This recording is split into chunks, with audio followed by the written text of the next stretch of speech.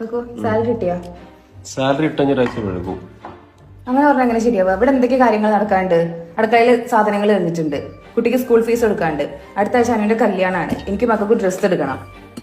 Salary കിട്ടാൻ വൈകിട്ട് ഒന്നും ചോദിച്ചു വാങ്ങൂല. ഞാനെന്ത് ചെയ്യാനാ? കിട്ടുമ്പല്ലേ വാങ്ങുക. ഇപ്പൊ ഫുഡ് എടുക്ക്, വിശക്കണ് മനുഷ്യൻ.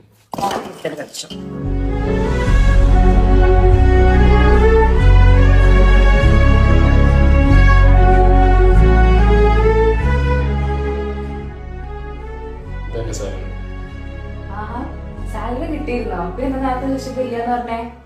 കയ്യിൽ ക്യാഷ് ഇല്ലാത്ത ആണുങ്ങൾക്ക് വീട്ടിലൊരു വില ഉണ്ടാവില്ല, അതിന്റെ കൂട്ടുകാർ പറഞ്ഞു.